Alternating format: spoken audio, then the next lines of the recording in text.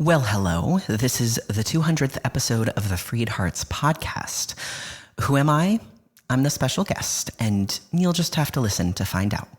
We're going to talk lots of transgender things. Everything is transgender, everybody transgender, as some people say, and all about the fears of my generation, from the financial crisis to the housing crisis to COVID to the current administration. Our worldview and our fears have been deeply impacted. We talk about this to best understand and to help. You don't want to miss this very special episode. Would it be okay if I were to tell you that I am afraid someday? So I call you up and you call me down. Would it be okay? Well, hello and welcome to the FreedHearts podcast. My name is Robert Cottrell and I'm here as always with Susan Cottrell. Hi. Hi, everybody. Welcome. Thanks so much for giving us these few minutes of your precious time. We do not take that for granted. Again, welcome. Connect with us at freedhearts.org. This, beloved, this is our 200th episode. Yay! See, I do the crowd sound. Yeah. You do the one cheering person sound. Yes. But I know. So our live studio audience that's with us is really excited. And there's actually no studio audience. Do the sound again. Excellent. Thank you for that affirmation. Again, just a reminder, we are a listener-supported podcast. We're only possible through the kindness of folks like you. Help if you can, support us if you can. It doesn't matter the size of the gift, whatever fits your budget. It means so much. So if you remember back 100 episodes ago, we had our youngest child, Saint Sinner, on as a special guest. So we thought we would do something very special for our 200th episode. And it's What is it, Rob? I know. You can't tell because it's in the title of the episode. But we are here with our Asher. Welcome. Hi. Hi. Wow. It's so cool. We're going to do this. You've got a great radio voice. You do. Oh, thank you. I wonder where you get that from. Huh? I wonder where you get that from. I know. It's my NPR voice. That's right. Sweaty balls. Wait. That's a different voice. That's a different voice. It's a gift to have you here with us. So thank you so much for doing this. I think most of you out there listening know this, but just a reminder, you started it all for us. Yeah. You came out in 2010, and Susan, you talked about this on the TED Talk. Yep. And if you want to see that, watch it again, please. It's right there on freedhearts.org. It'll move you again watching it. Yeah, It's worth rewatching. Has more than 500 trillion zillion views or 5 million views, whichever is accurate in there. Yeah, it does have 5 million. It does have more than Whichever 5. comes first. That's right. And that started us on our journey because, again, we were part of the evangelical church, the non-affirming evangelical church, and that started us on our journey to become fully affirming. Can't believe what we used to believe. And to really deconstruct from our religious evangelical Christianity. As we say often, we opened the box, we had God in, and all heaven broke loose. And I'll be forever grateful to you for that. I'm going to cry a lot on this thing, I think. It's true. Because our love for our kids, for others, for spirit, for the universe is bigger, deeper, more satisfying than it ever was before. We are more Christ-like than we ever were in the church. We resemble what we read of Jesus more now than we ever did in the church. Yeah. That's remarkable. So thank you for kicking that off for us. Well, thank you for trusting us enough to tell us. Mm-hmm. Was that, as you think back on that, was it like, oh my God? He's already nodding his head, yes. I mean, yes, but also it wasn't something where I sort of came to a decision by myself and then was like, okay, I'm going to tell them about this place that I've landed. It was that I, trusted you guys enough to bring you in early to be like, this is a thing I'm thinking about. This is a thing I'm not sure about. And I'm sort of understanding and I want to talk to you through it. Yeah. And being able to sort of talk through stuff as I was figuring it out made the figuring it out so much less terrifying. Still terrifying, it still felt like it was breaking apart everything that I'd grown up thinking or knowing, but less terrifying for sure. Yeah. And such a tender honoring thing to be able to be brought in on. We can't tell you how honored we were to walk this path with you. Yeah. Really moving. Yeah. I wouldn't have missed that for the world. Yeah. Same. And grateful that you were willing to let us figure it out too, because we did not initially go, yay, cool. You know, right. we well, and I didn't either. Well, and I didn't either. Yeah. Right. Yeah, that's right. So yeah. So after you came out, you now very yay cool. That's right. Yeah, cool. us too. Yeah, cool. Yeah. All in on yay cool now. So the story continues. After you came out, you and Mom were at the Supreme Court. Happened to be there in D.C. for when the gay marriage, for the Dobbs arguments. Yeah, Dobbs arguments, and that inspired you, Susan, to write the first blog post. Yep. Called "A Mom, Some Gays in the Bible." Yeah. That led to the start of FreedHearts. So thanks for that. You're welcome. I mean, yeah, we took, I think we knew that those were happening. We were interested in going down. We took like the bus down, not the Greyhound, like Peter Pan bus or something, like one of those like, $5 East Coast commuter buses down to DC, and it was really exciting. And I remember you were so nervous to write your blog post, and you were so nervous to make your followers mad. Yeah. And it was like, I don't know how many people it was at the time. This is an exaggeration, but you were like, oh my God, what if I lose 15 people of my 20 followers? Like it was like, it was like, oh my God, but they're going to like, but I'm going to lose people. Right. People are going to turn away from me. Family, no. Yeah. But not all the family. Not all the family. But yeah, it was like the fear of putting it out there was so intense. And I realized later how conditioned that was into me. Why should I be so afraid to talk about loving people where they are? But it was a conditioned in fear. Yeah. We talk about that a lot. That fear that you can use to manipulate. Yeah. You keep people in their place. But, right. And relationships as that manipulative transactional currency. Yeah. Yep. Currency, that's a good word. Well, then the journey continues. And 2.5 years ago, you had a child who we just adore. We actually all live in the same big house together. It's set up really well. It's upstairs, has a whole, is the house, and downstairs has a whole kitchen, separate spaces. It's great. So we see them a lot. And and I open the door. They're very, very cute, They're very cute, yeah. Yeah. Objectively speaking. No skin in the game. No. One of the cutest babies of time. Ever. So I open the door to come upstairs, and I do it intentionally so it makes a sound. And then I hear this, Papa! Oh my God. Tiny little feet running across the floor. Melts my heart. So, and you are an incredible parent.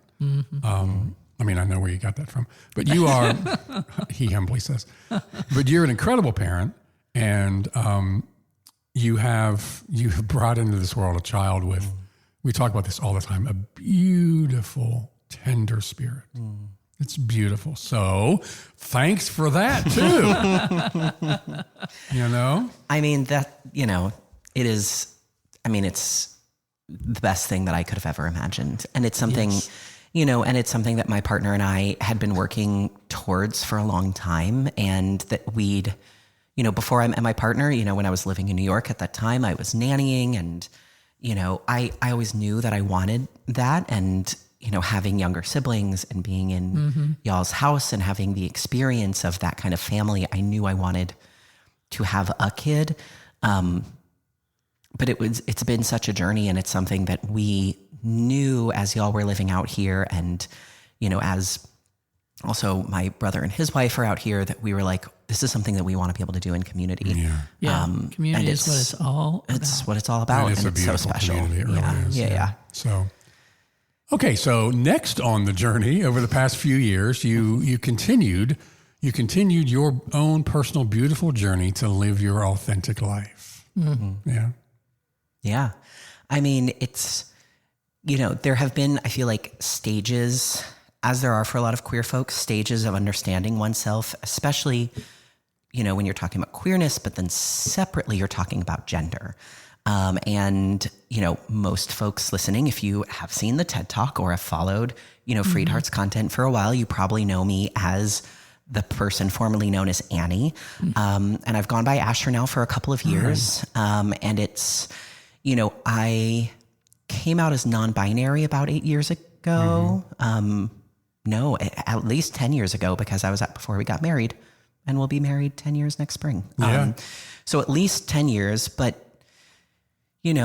sex and gender are separate journeys, related in how a lot of people think about them and how they sort of play in society.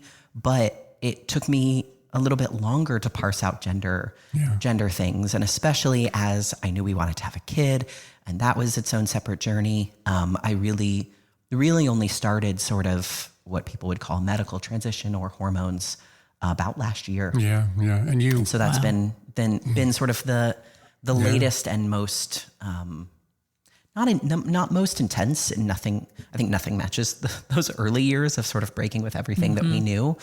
But has been this like really settling and affirming sort of part of the journey. I'm just going to use that word because you have really settled into this, and you now are Asher, and you identify as a transmasculine, transgender man. And you've been married for, like you said, for 10 years. Wow. Like almost 10 years. That's amazing. Wild. And your spouse is a transgender woman.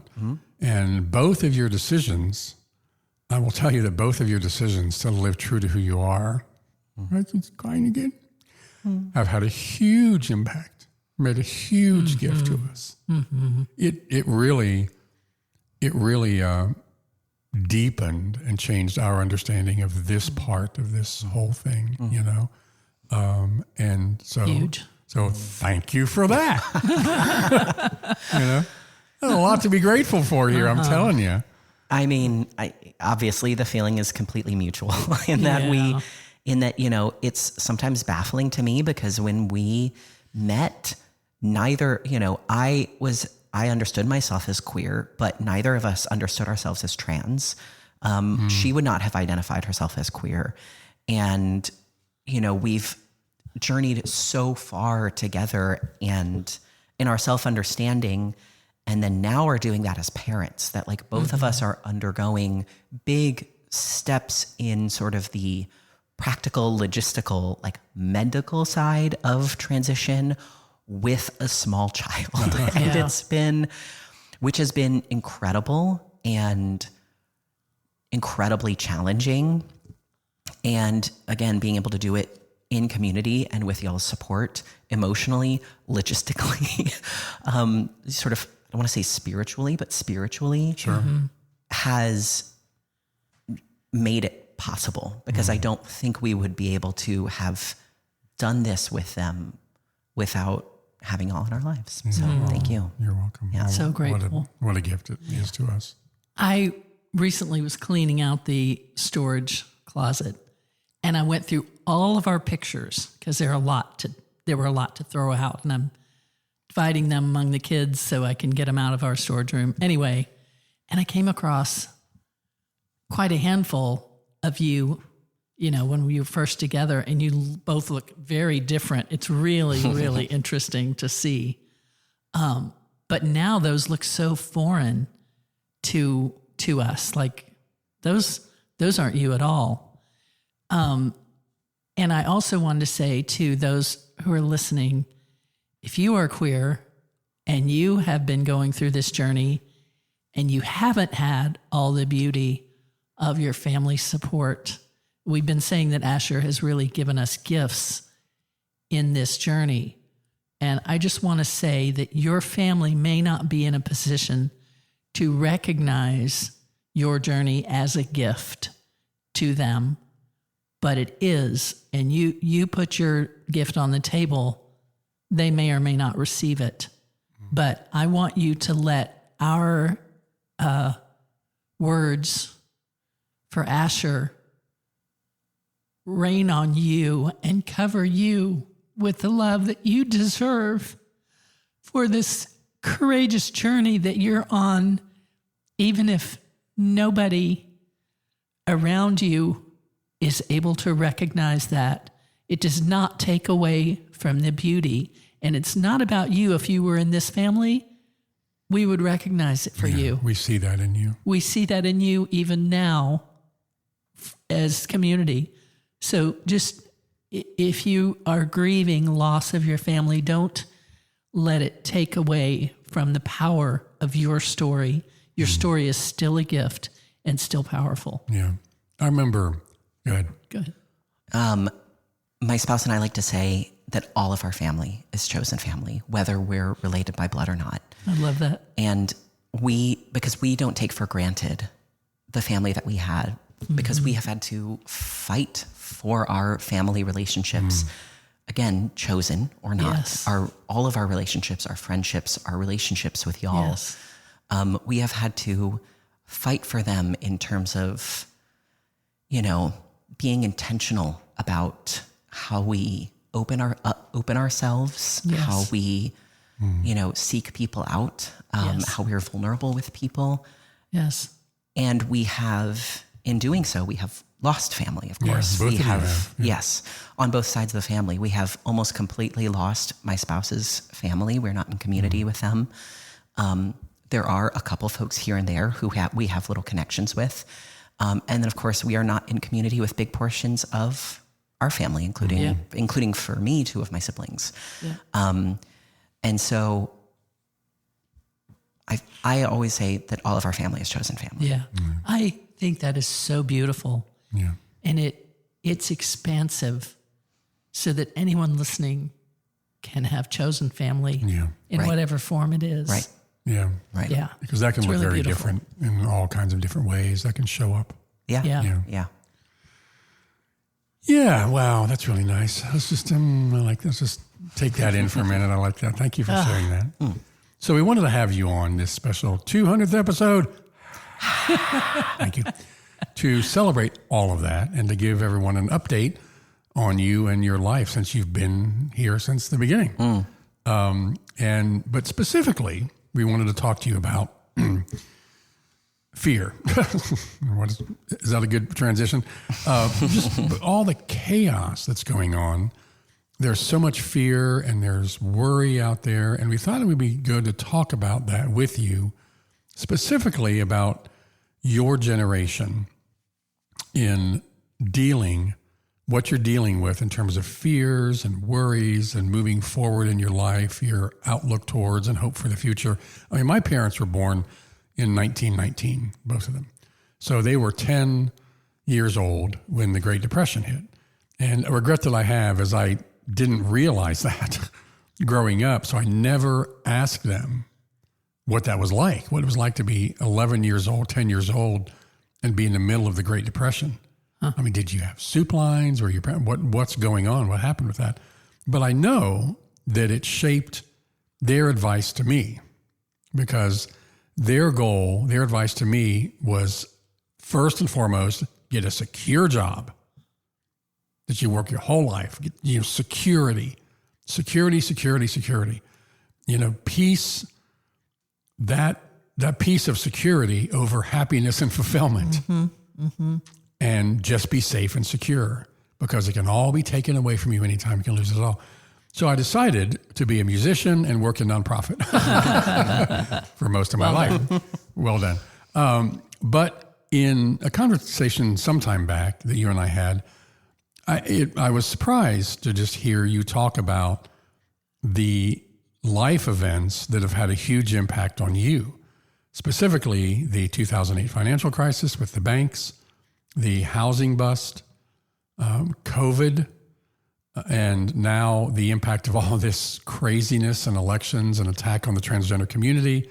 And then moving forward, we just talked about this a bit last night, the prominence now of AI and what does that mean for your future jobs and everything else. But you have literally grown up in a different universe than we did. Exactly. Completely different. Right. Yeah. So I would love to just hear you maybe expand on, help us understand what those fears are, because our goal in this is to share this here and on the podcast so we can all better understand that and then better understand how we can be a help and support in that. So, yeah. What was it like growing up with all that stuff? I mean, it's really wild because the pace of change just increases all the time. My partner said change compounds, right? Like compound interest.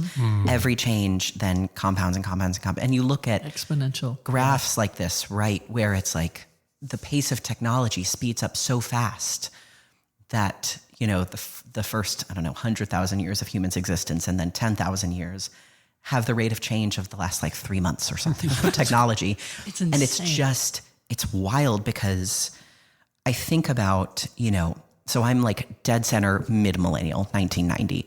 My partner is 85, so a little bit older millennial. My little brother who lives with us right now is 96, so he's sort of right on the cusp. And then I have a handful of Gen Z friends, and then of course a 2-year-old. So there's this What are sort they of called, by the way?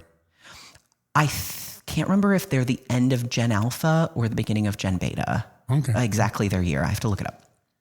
But like kids in elementary school now are Gen Alpha. Okay. Which is a little bit, I'm like, good job giving them like a little bit of a complex, like Gen Alpha.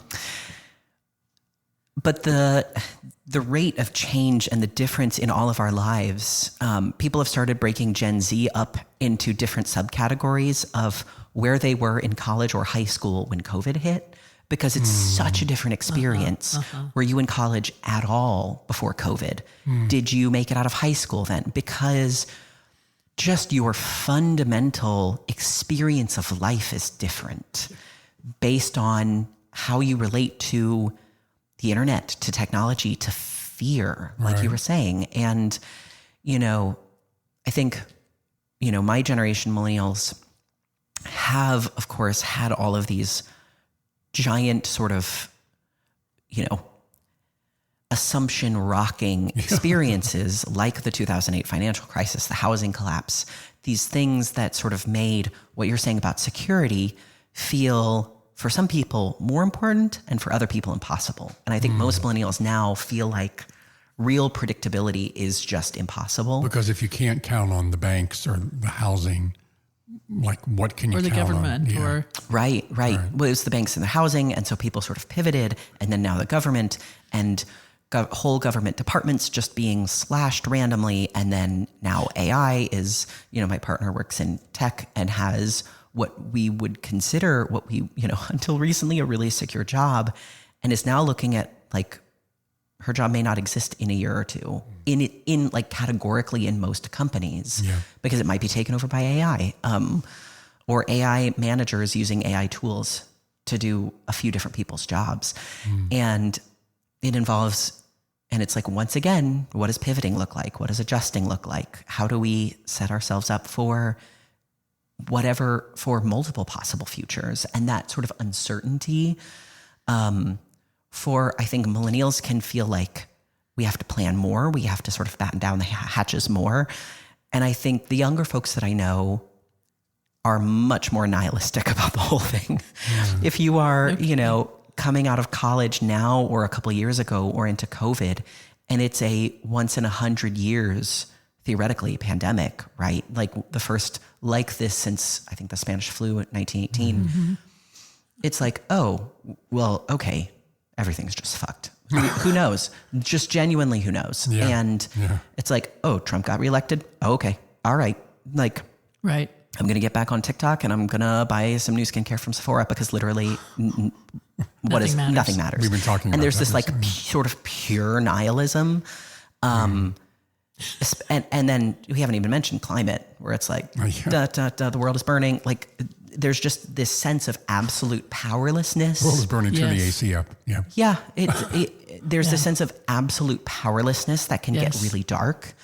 And one of the things that we've talked about a lot with having a small child is that it is the most literal commitment to hope that anyone can possibly have. That's beautiful. No matter when we feel it or not, we have to. Like, hope is a choice, like how love is a choice, right? We have to hope because it's the world they're going to live in. Right. And it doesn't mean that we feel like, we have to get out and canvass for Democrats or whatever the thing is, because sometimes politics feels more hopeless than ever in all these different ways. But we have to hope on some level that there's going to be something there for them. And in the next 2 episodes, by the way, we talk specifically about the power of maintaining hope and about the negative power of being hopeless. Yeah. So we're going to talk about that in the next 2 weeks. Yeah.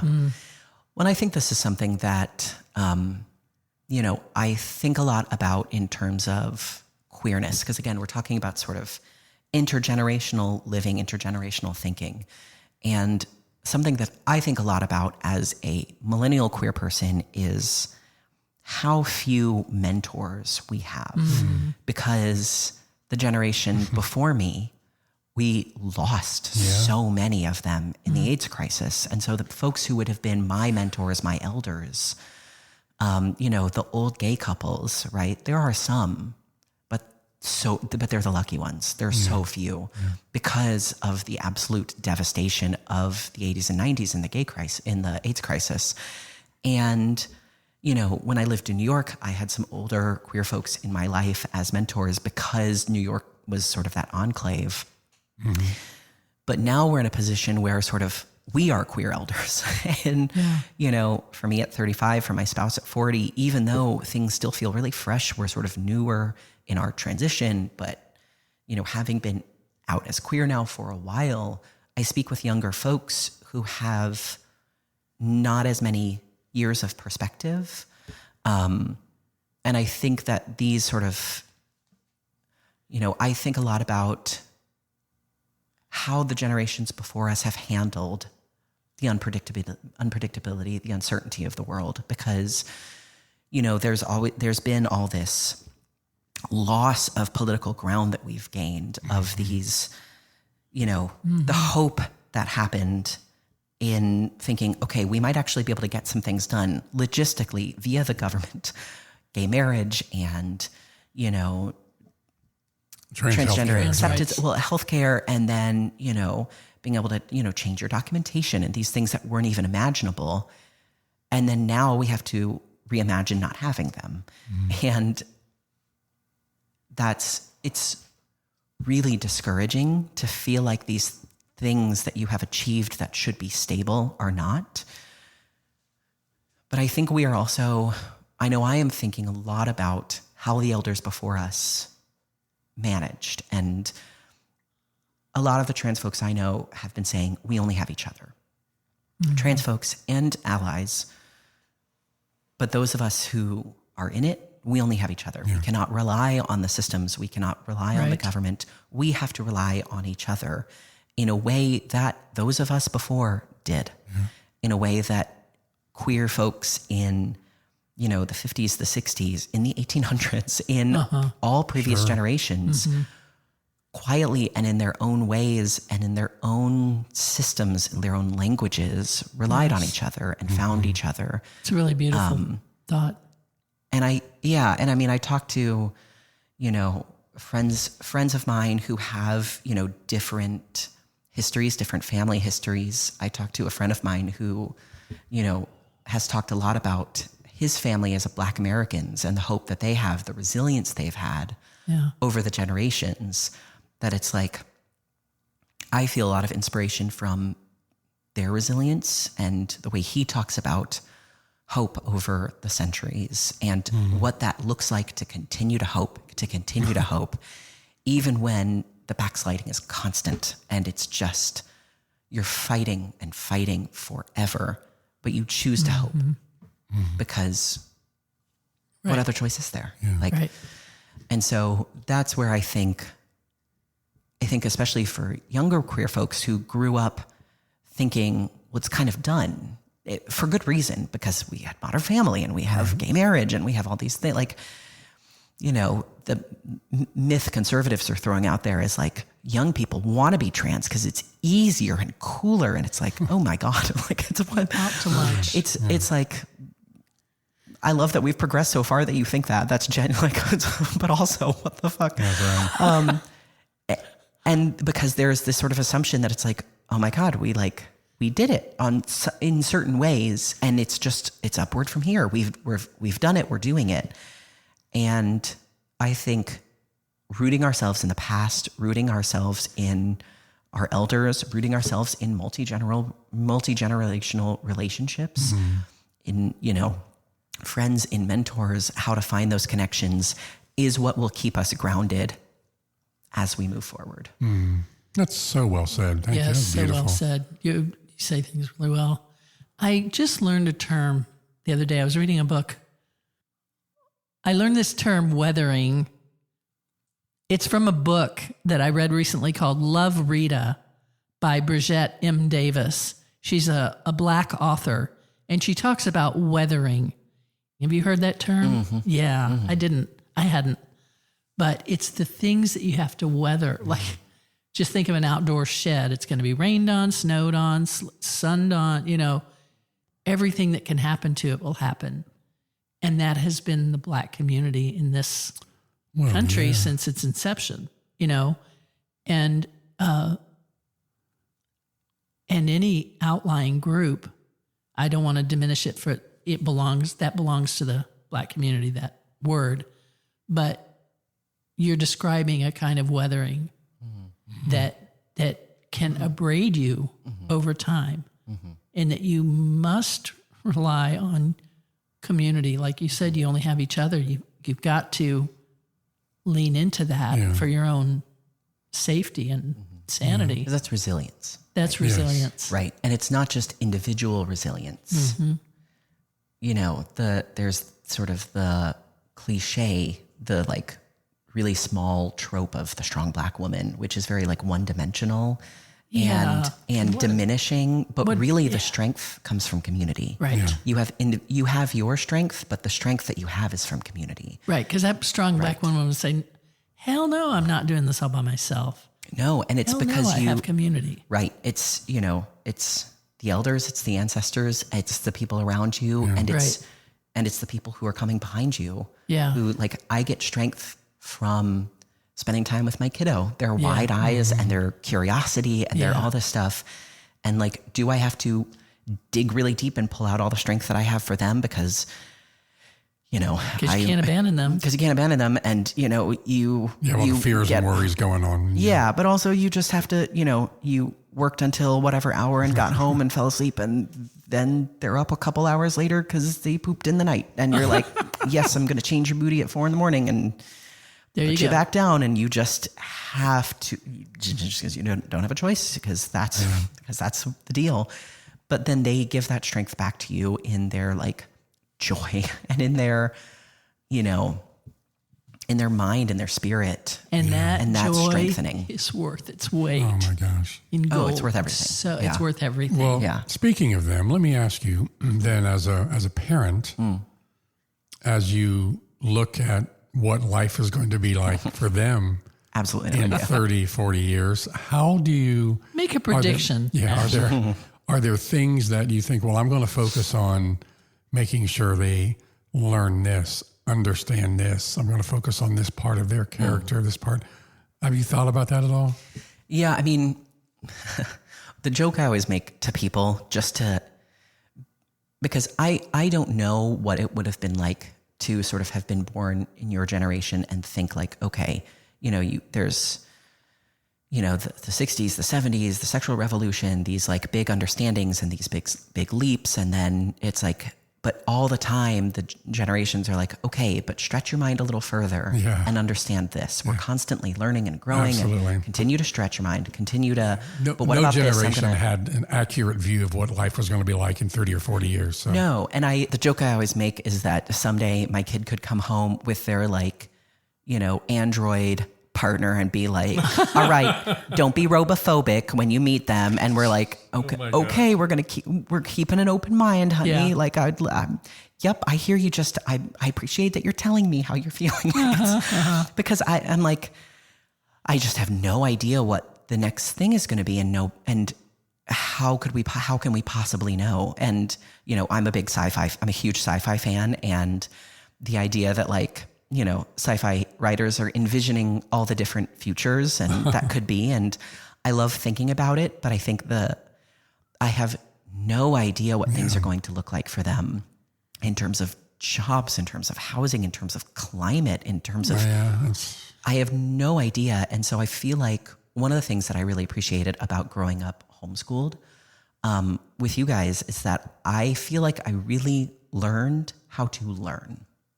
And I learned that I can learn and I can teach myself kind of anything. And that's how we learned everything. It was like, here's the math book, read the lesson, do the thing. Now you can find anything. Now go for it. Yeah. It was like, want to learn history? Here's the books. Right. Like, let's go from there. And the thing I really want to teach them is, I want to teach them resilience, right? We really let them struggle with problems. Yeah. Right. And we tell them to ask for help, but I also tell them to try again first. Right. I'm like, I know you can do it. Right. Try again. Yep. I'm here to help you. Yeah. But why don't you try one more time? Here, put your hand let me help you position your hand, not just do it. Right. And try again. There you go. Good job. You got it. And I want to teach them to persevere. I want to teach them to trust that they can do hard things. Yes. I want to teach them to learn and to be curious. Yes. Because I have, what I do know is that the world is changing faster all the time for them. Yes. And it could go into some kind of technological overdrive where they're going to have to learn a new thing all the time because AI is going to be going that quickly, or everything could collapse and they're going to have to go agrarian. I have no idea. I have no idea. And so we spend a lot of time in nature, but I also let them play with the little computers at the library, and we look at a lot of books, and we try and not assume that one thing or another is going to be the thing. We're trying to teach them resilience and perseverance and curiosity and problem solving.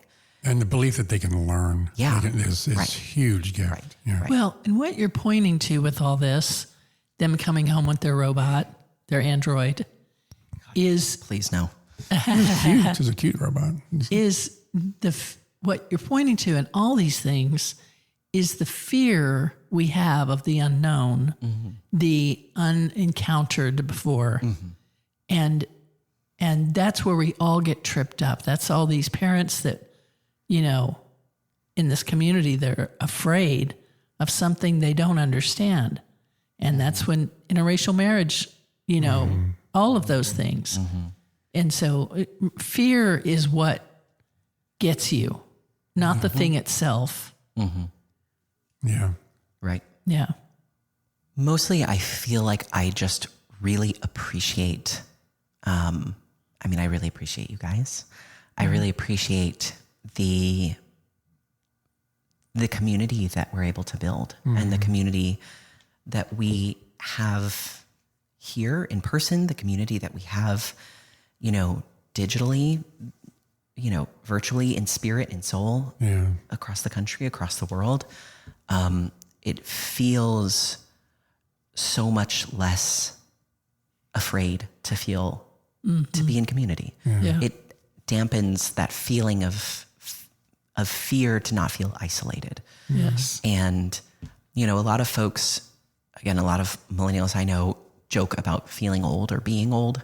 And someone will be like, oh yeah, Mean Girls came out 20 years ago or whatever. And my friend will be like, oh, I just burst into dust. I just I just turned into dust and bones in my crypt. The feeling of, they're like, oh, woke up, 35 and my knees started creaking. And it's funny because we've experienced more than most generations do by this point, right? Yeah. Again, the rate of change, the rate of adaptation increases. Yeah. But then also, I always like to say, I'm like, we're so young. Yeah. We're so young. So young. And there's a positive side to that too, because you can now reach people all over the world with a click too. You can connect. For sure. In terms of change, you mean. In terms of change, yeah. But I also talk to people who are who feel this fear with further change. And I'm like, don't freeze up now. Don't stop adapting now. Yes, we've adapted a ton. We've gone through so much. We've Lord willing, we have so many years to go. Yeah. So much still to do and to go. And y'all have really been an inspiration to me. And I like to refer, and I'm sorry, but I refer to you as my elderly parents. Hey, that's okay. That's technically speaking. But I say, I'm like, I live with my elderly parents and they have made whole new giant career changes in the last decade. It's in terms of y'all, starting FreedHearts and having these enormous shifts and coming along with me, it has felt really inspirational to me when I, look at job change stuff or wanting to make a pivot within my industry or look at stuff and I'm like, oh my God, am I too late? Did I like miss it? Did I miss something? And the answer is always no. Look, and I share this as much as I can with the folks my age in my life where I'm like, I live with my elderly parents and they have so much energy and their knees are creaking. So our knees can't be creaking. Do your stretches. Our last 15 years have been our most productive ever and most fulfilling and everything else from 51 on whenever it started. Well, they say from 60 to 70 is the most creative, productive years in a person's life. The second next is 60 to 70. No, you just said And you just said 60 to 70. And then 70 to 80. And then the third one is 50 to 60. Which goes against what we're told, taught. You're supposed to have the barrage we hear do it all every in day. your 30s. Right. Early achievement, and I think that, for folks who, and again, my spouse does not have their parents, her parents in her life and has learned a lot from you guys, having you as like older relationships in her life. It's and been an honor too. We love her. She loves you. But also friends that we have and older friends that we have, coworkers I have who are in their, 40s, 50s, all these different points in life that we can build these intergenerational relationships as part of our community. That community is not just, a handful of our peers who are our friends and our buddies, but are the bigger network of relationships that we have. Folks who have been doing the work. Find the folks who have been doing the work, who have been running, queer nonprofits for 20 years, 30 years. I had the privilege of having, until she retired, a doctor who has been doing trans care for over 20 years. Wow. And you'd think about it, and she's like, well, when I started doing this, we had no data. And it was all based on just self-knowledge, tuning into one's body and learning from it. And any information we had about the effects of hormones, side effects of hormones, were based on patient to doctor, and the doctor held that in their head. Like in terms of,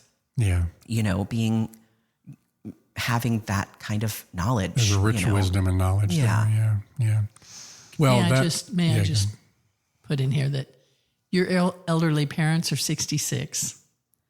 And I have to say this. So we do feel older than we did, but we don't feel old. Yeah. And I look to my grandmother who died at 103, my grandfather at 90, my other grandmother at 98, and, my aunt now there's 90s in her 90s, mid 90s. And I think Great Aunt Betty, what a legend. Yeah. You got a lot of time left. And so that to me, and again, as far as inspiration, those hold inspiration to me because my parents died at 57 and 39. So I had to skip over them to find inspiration ahead. So wherever you are in the journey, there's inspiration of older, wiser, or more experienced is what I mean by that. Just different perspectives. Different phases in life. Different perspective. I think there's wisdom in the age, there's wisdom in youth. There's it's just the difference of perspective. Because we've learned from you to no end. Yeah. And we're learning from my kiddo. Yeah, that's right. Exactly. Just in terms of this pure, open-eyed vision of the world. Yeah. And so, spending time, and it's one of the best things I've heard recently about modern parenting is this idea that a lot of our world is set up to be frictionless. Right. We have, you can unlock Automatic your phone with pay. your face, and you can pay with your face. You can hold out your phone and it does a little beep and you don't have to do anything. And you can return with the click of a button and a barcode, and you can get delivery. You can get a burrito delivered to your house, to your doorstep. It's all frictionless. Yeah. And kids are high friction, right? Because there's a rawness to the world, Right. that they are friction because they are full feelings, Right. and are still developing things like self-control, right? Right. And I think that long-term relationships can be high friction Yes. because you are in, long-term friendships. Having friendships for a decade or more can be high friction because you'll have differences of opinion, differences of understanding, and the natural hurt that comes with knowing people.